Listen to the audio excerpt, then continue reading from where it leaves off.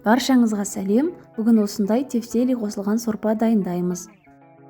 Видеоны өткізбей соңына дейін қараңыздар және менің каналыма тіркеліп, қоңырау белгісін басуды да ұмытпаңыздар.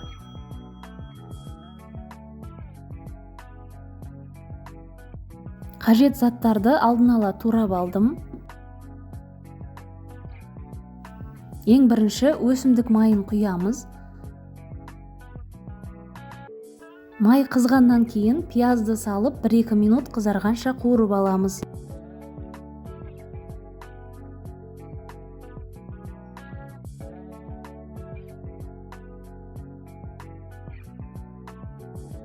Қызанақ немесе қызанақ пастасын қосып, тағы біраз қуырамыз.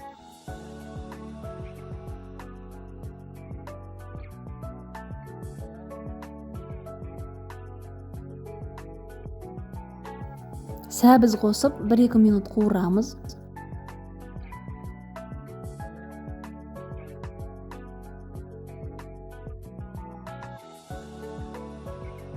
Картопты да шамалы қуырамыз.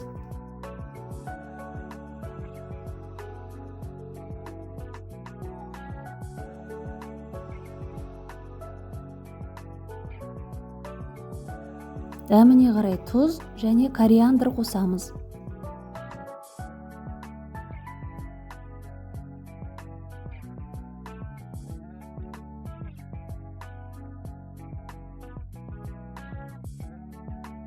Қуырып болғаннан кейін мұздай су құйып 10-15 минут қайнатамыз.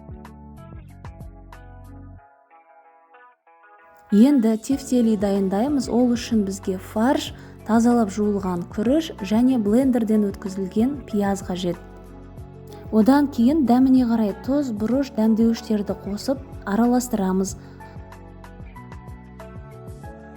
Енді қолымызды сулап тефтелидің формасына келтіреміз.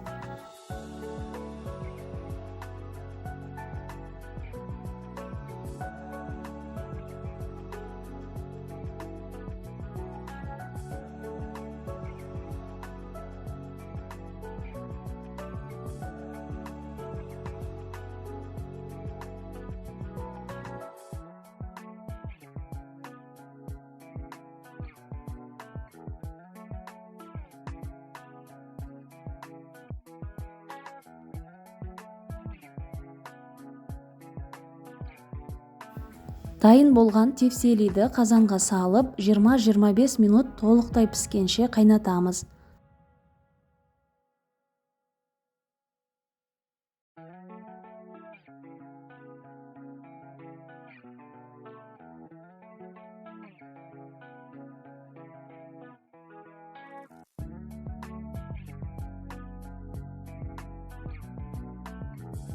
Дайын болуға 10 минут қалғанда лавр жапырағын және 1 шай қасық кептірілген базилик қосамыз.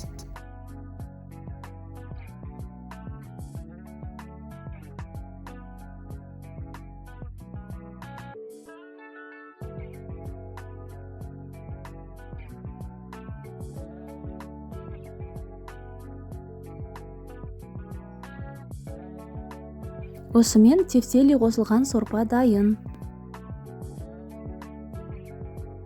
Видеоны соңына дейін көргендеріңізге рахмет. Егер видео ұнаса, осы видеоға лайк басып, төменге комментарийге өз пікірлеріңізді қалдырсаңыздар болады.